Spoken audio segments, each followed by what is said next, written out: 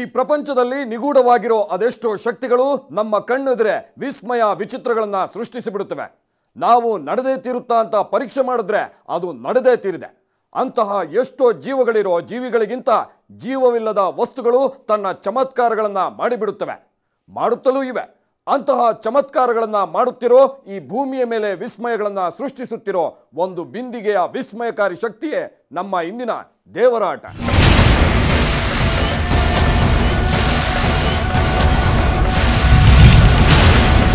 ಈ ಭೂಮಂಡಲವೇ ಒಂದು ವಿಸ್ಮಯಕಾರಿ ತಾಣ, ರಹಸ್ಯಕಾರಿ ತಾಣ, ವಿಚಿತ್ರಗಳನ್ನು ಸೃಷ್ಟಿಸುತ್ತಿರೋ ನಿಗೂಢಗಳ ತಾಣ. ನಾವು ಅಂದುಕೊಂಡಂತೆ ಈ ಭೂಮಿಯ ಮೇಲೆ ಏನೂ ನಡೆಯುವುದಿಲ್ಲ. ನಡೆಯಲೇಬೇಕು, ನಡೆದೇ ತೀರಬೇಕೆಂದು ಏನಾದರೂ ನಾವು ಅಂದುಕೊಂಡರೆ ಮನುಷ್ಯನ ಬುದ್ಧಿವಂತಿಕೆಗೆ ಸರಿಸಮಾನವಾಗಿ ಬುದ್ಧಿ ಹೇಳುತ್ತಲೇ ಬಂದಿದೆ.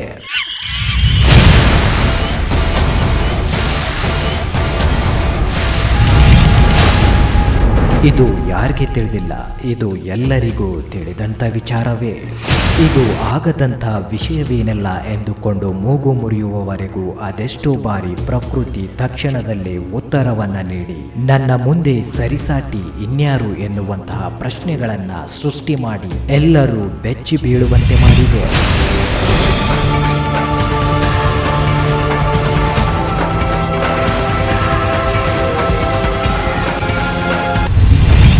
ಅಂತಹ ಇಂದಿಗೂ ಎಲ್ಲರೂ ಬೆಚ್ಚಿ ಬೀಳುವಂತೆ ಮಾಡಿರೋ, ಎಲ್ಲರ ಭವಿಷ್ಯ ನುಡಿಯೋ ಇಲ್ಲಿನ ವಿಸ್ಮಯಕಾರಿ ಬಿಂದಿಗೆಗಳು.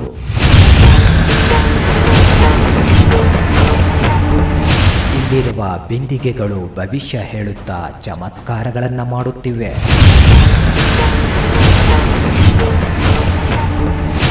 ಇರುವಂಥ ವಿಷಯವನ್ನು ಇದ್ದಾಗಿ ತಿಳಿಸಿ ವಿಸ್ಮಯಗಳನ್ನು ಸೃಷ್ಟಿಸುತ್ತಿವೆ. ಹಾಗೆ ನಮ್ಮ ಮನಸ್ಸಿನಲ್ಲಿ ನೆನೆದ ಕಾರ್ಯ ನಡೆದೇ ತೀರುತ್ತಾ ಎಂಬ ಪ್ರಶ್ನೆಗೆ ಇಲ್ಲಿನ ಬಿಂದಿಗೆಗಳು ಉತ್ತರವನ್ನ ನೀಡುತ್ತಾ ಪವಾಡಗಳನ್ನು ನಡೆಸುತ್ತಿವೆ.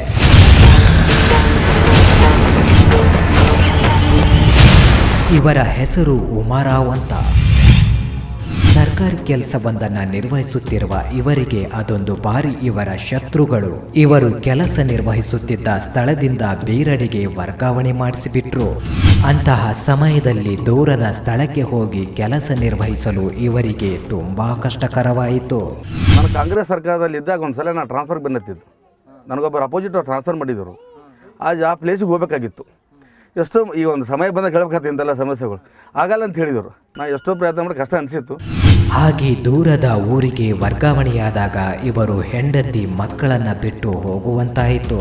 ಅಂತಹ ಸಮಯದಲ್ಲಿ ಸ್ನೇಹಿತರೊಬ್ಬರು ಇಲ್ಲಿನ ವಿಸ್ಮಯಕಾರಿ ಸ್ಥಳಕ್ಕೆ ತೆರಳಿ ತಮ್ಮ ಕಷ್ಟವನ್ನ ತಿಳಿಸುವಂತೆ ಸಲಹೆ ನೀಡಿದರು. ಅಂತಹ ಸಮಯದಲ್ಲಿ ಇವರು ಆಗಮಿಸಿದ್ದು ಇಲ್ಲಿನ ವಿಸ್ಮಯಕಾರಿ ಸ್ಥಳಕ್ಕೆ. ಹಾಗೆ ಇಲ್ಲಿನ ವಿಸ್ಮಯಕಾರಿ ಸ್ಥಳಕ್ಕೆ ಆಗಮಿಸಿದ ಇವರು ತಮ್ಮ ಕಷ್ಟವನ್ನು ತಿಳಿಸುತ್ತಾ, ನನಗೆ ಆಗಿರುವಂತ ವರ್ಗಾವಣೆಯಿಂದಾಗಿ ಕುಟುಂಬಸ್ಥರನ್ನು ಬಿಟ್ಟು ದೂರದ ಊರಿಗೆ ಹೋಗಲು ನನ್ನಿಂದ ಸಾಧ್ಯವಿಲ್ಲ. ನನಗೆ ಮತ್ತೆ ಈಗ ಕಾರ್ಯನಿರ್ವಹಿಸುತ್ತಿರೋ ಸ್ಥಳಕ್ಕೆ ವರ್ಗಾವಣೆಯಾಗಬೇಕೆಂದು ಬೇಡಿದ್ದು. ಹಾಗೆ ಬೇಡಿದ ಇವರಿಗೆ ಕೆಲವು ದಿನಗಳಲ್ಲಿ ಒಂದು ವಿಸ್ಮಯ ನಡೆಯಿತು, ಒಂದು ಅಚ್ಚರಿ ನಡೆಯಿತು. ಆ ಒಂದು ಅಚ್ಚರಿಯೇ, ಆ ಒಂದು ವಿಸ್ಮಯವೇ ಇವರು ಬೇಡಿದಂತೆ ಕಾರ್ಯನಿರ್ವಹಿಸುತ್ತಿದ್ದಂಥ ಸ್ಥಳಕ್ಕೆ ಮತ್ತೆ ವರ್ಗಾವಣೆಯಾಗಿದ್ದು, ಯಾವುದೇ ಸಮಸ್ಯೆ ಇಲ್ಲದೆ ಕಾರ್ಯನಿರ್ವಹಿಸುವಂತಾಗಿದ್ದು. ಆಗಲ್ಲ ಅಂತ ಹೇಳಿದರು. ಏನು ಮಾಡ್ಬೇಕಪ್ಪ, ಇದು ಎಷ್ಟೋ ನಾನು ದುನಿಯಾದ ಪ್ರಯತ್ನವಾದಿ ಮನುಷ್ಯ. ಅದಕ್ಕೆ ಲಾಸ್ಟ್ ಸ್ಟೇಜಿಗೆ ಹೋಗೋ ಟೈಮಿಗೆ ಬೆಂಗ್ಳೂರಿಗೆ ಹೋಗ್ಬೇಕಾದ್ರೆ ಸಾಯಂಕಾಲ ಏನಾದ್ರು ಇದು ಸಲ ಫೈನಲ್ ಸುಮಾರು 7 ಸಲ ತಿರುಗಾಡಿದ್ದು ಬೆಂಗ್ಳೂರಿಗೆ. ನಾನು ಆಗಿದ್ದಿಲ್ಲ ಕೆಲಸ ನೋಡ್ತಾ ಹಿಂಗೆ ಅದು ಈಗ ಯಾವ್ದಾರು ನನ್ನ ಸಮಸ್ಯೆನ ಯಾವ ಪರಿಸ್ಥಿತಿಯಲ್ಲೂ ಕೂಡ ನಾನು ಬರಲೇಬೇಕಾಗ್ಯದ, ಸ್ವಲ್ಪ ದೇಹ ಮಾಡ್ಬೇಕಂತ ಇನ್ನೊಂದು ಹೊಟ್ಟೆ ಮಾಡ್ಕೊಂಡು ಹೋದ್ರೆ ನನ್ನ ಕೆಲಸ ಆಗಿದ್ದು ಬೆಂಗಳೂರಲ್ಲಿ. ಹಾಗೆ ಅದೊಂದು ಬಾರಿ ಇವರ ಚಿಕ್ಕಪ್ಪನಿಗೆ ಕ್ಯಾನ್ಸರ್ ಕಾಯಿಲೆಯೊಂದು ಆವರಿಸಿ ಅನಾರೋಗ್ಯದಿಂದ ಬಳಲುತ್ತಿದ್ದಾಗ ನಾನಾ ಆಸ್ಪತ್ರೆಗಳ ವೈದ್ಯರುಗಳಿಗೆ ತೋರಿಸಿದ್ರೂ ಕಾಯಿಲೆ ಗುಣಮುಖವಾಗಲೇ ಇಲ್ಲ. ಕೆಲ ವೈದ್ಯರು ನಿಮ್ಮ ಚಿಕ್ಕಪ್ಪ ಬದುಕುವುದೇ ಕಷ್ಟ ಎಂದು ತಿಳಿಸಿಬಿಟ್ಟರು. ಈಗ ನಮ್ಮ ಅಂಕಲ್ಗೆ ಒಂದು ಸಲ ಆರಾಮ್ ತಪ್ಪಿತ್ತು. ಡಾಕ್ಟರ್ ಹೋಗಿ ಕೇಳಿದಾಗ ಫೋಸ್ಟ್ ಸ್ಟೇಜ್ ಆದ್ರೆ ನಿಮ್ಮ ಅಂಕಲ್ ಉಳಿಯಲ್ಲ ಅಂತ ಹೇಳಿದ್ರು. ಅದು ನಿಜವಾಗ್ಲೂ ನನ್ನ ಕೈಕಾಲು ತಣ್ಣಗಾದು. ನಿಮ್ಮ ಚಿಕ್ಕಪ್ಪ ಬದುಕುವುದೇ ಕಷ್ಟ ಎಂದು ತಿಳಿಸಿದ ವೈದ್ಯರ ಮಾತನ್ನ ಕೇಳಿದ ಇವರಿಗೆ ಆಘಾತವೇ ಆದಂತಾಯಿತು. ಇತ್ತ ತನ್ನ ತಂದೆಯನ್ನು ಕಳೆದುಕೊಂಡಿದ್ದ ಇವರಿಗೆ ಇನ್ನು ಇವರ ಯೋಗಕ್ಷೇಮವನ್ನ ವಿಚಾರಿಸುತ್ತಿದ್ದ ಚಿಕ್ಕಪ್ಪನನ್ನ ಕಳೆದುಕೊಂಡು ಇರಲು ಸಾಧ್ಯವಿಲ್ಲ ಎಂದು ಇವರು ಬಂದಿದ್ದು ಇಲ್ಲಿನ ವಿಸ್ಮಯಕಾರಿ ಸ್ಥಳಕ್ಕೆ. ಹಾಗೆ ಇಲ್ಲಿನ ವಿಸ್ಮಯಕಾರಿ ಸ್ಥಳಕ್ಕೆ ಆಗಮಿಸಿದ ಇವರು ತಮ್ಮ ಕಷ್ಟವನ್ನ ತಿಳಿಸುತ್ತಾ ನನ್ನ ಚಿಕ್ಕಪ್ಪನಿಗೆ ಇರುವಂತಹ ಕ್ಯಾನ್ಸರ್ ಕಾಯಿಲೆ ದೂರಾಗಬೇಕು, ಎಂದಿನಂತೆ ಆರೋಗ್ಯವಂತರಾಗಿ ಓಡಾಡುವಂತೆ ಬೇಡಿಕೊಂಡರು. ಹಾಗೆ ಬೇಡಿಕೊಂಡ ನಂತರ ದಿನಗಳು ಕಳೆದಂತೆ ಇವರಿಗೆ ಒಂದು ಅಚ್ಚರಿ ನಡೆಯಿತು, ಒಂದು ವಿಸ್ಮಯ ನಡೆಯಿತು. ಆ ಒಂದು ಅಚ್ಚರಿಯೇ, ಆ ಒಂದು ವಿಸ್ಮಯವೇ ಇವರ ಚಿಕ್ಕಪ್ಪನಿಗಿದ್ದ ಕ್ಯಾನ್ಸರ್ ಕಾಯಿಲೆ ದೂರಾಗಿದ್ದು ಎಂದಿನಂತೆ ಆರೋಗ್ಯವಂತರಾಗಿ ಓಡಾಡುವಂತಾಗಿದ್ದು, ವೈದ್ಯರು ಹೇಳಿದ ಮಾತು ಸುಳ್ಳಾಗಿದ್ದು. ನಮ್ಮ ತಂದಿಲ್ಲ ಇದೊಬ್ಬ ಅಂಕಲ್ 4 ರೂಪಾಯಿ ದಿರೋಕ್ಕಂತ ಒಂದು ಆಸೆ ಇತ್ತು ನನಗೆ. ಡಾಕ್ಟ್ರ್ ಏನು ಫೋರ್ತ್ ಸ್ಟೇಜಲ್ಲಿ ಉಳಿಯಲಿಕ್ಕಾಗಲ್ಲ ಚಾನ್ಸ್ ಅಂದಾಗ ನೋಡೋಣ ದೇವ್ರ ಕೃಪೆ ಏನೇ ಇರಲಿ, ಹಂಗಾಗಿ ಏನಾರು ಇರಲಿ ಅಂತ ತಿಳ್ಕೊಂಡು ಈಗ ನಮಸ್ಕಾರ ಮಾಡ್ಕೊಂಡು ನಂಗೆ ಪಾಕ ಬೆಂಗಳೂರು ತೊಗೊಂಡೋದು ಹಾಸ್ಪಿಟ್ಲಿಗೆ. ನಾನು ತಿಳಿದ ಮಟ್ಟಿಗೆ ಡಾಕ್ಟ್ರ್ ಉಪಯೋಗ ಅಂತ ಮಟ್ಟಿಗೆ ಅಲ್ಲೊಂದು ಉಪಚಾರ ಮಾಡ್ಕೊಂಡು ಬಂದಿದ್ದು. ಸುಮಾರು 1.5 ವರ್ಷ ಆಯಿತು, ನಮ್ಮ ಅಂಕಲ್ಗೆ ಏನೂ ಆಗಿಲ್ಲ. ಒಂದು ಆತ್ಮಸಾಕ್ಷಿ.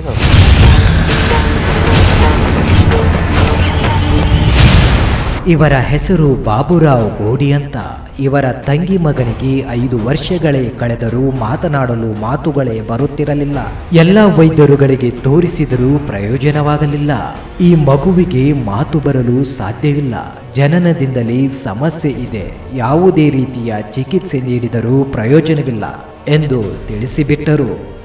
ಅಂತಹ ಸಮಯದಲ್ಲಿ ಇವರು ಬಂದಿದ್ದು ಇಲ್ಲಿನ ವಿಸ್ಮಯಕಾರಿ ಸ್ಥಳದಲ್ಲಿನ ಬಿಂದಿಗೆ ಬಳಿಗೆ.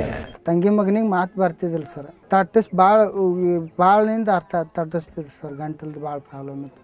ಡಾಕ್ಟರ್ ಕಡೆ ತೋರಿಸಿದ್ರು ಭೀ ಏನು ಇನ್ನೂ ಬರೋ ಚಾನ್ಸಸ್ ಇಲ್ಲ.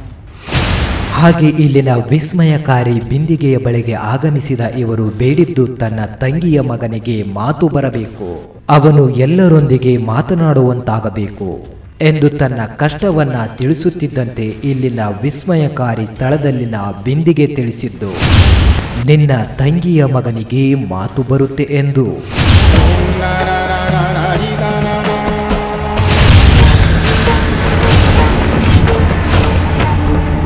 5 ವರ್ಷಗಳನ್ನ ಕಳೆದರೂ ಬಾಬುರಾವ್ ತಂಗಿಯ ಮಗನಿಗೆ ಮಾತು ಬಾರದಿದ್ದಾಗ ಪರೀಕ್ಷಿಸಿದ ವೈದ್ಯರು ಹೇಳಿದ್ದು ಮಾತು ಬರೋದಿಲ್ಲ ಎಂದು. ಅಂತಹ ಸಮಯದಲ್ಲಿ ಇಲ್ಲಿನ ವಿಸ್ಮಯಕಾರಿ ಬಿಂದಿಗೆ ಬಳಿಗೆ ಬಂದು ತನ್ನ ಕಷ್ಟವನ್ನ ತಿಳಿಸಿದಾಗ ನಿನ್ನ ತಂಗಿಯ ಮಗನಿಗೆ ಮಾತು ಬರುತ್ತೆ ಎಂದು ಭವಿಷ್ಯ ನುಡಿದ ಬಿಂದಿಗೆಯ ಮಾತು ಸತ್ಯವಾಯಿತು. ಬಾಬುರಾವ್ ತಂಗಿಯ ಮಗ ಮಾತನಾಡಿದ್ದನ್ನ ನೋಡೋಣ ಒಂದು ಸಣ್ಣ ಬ್ರೇಕ್ನ ನಂತರ.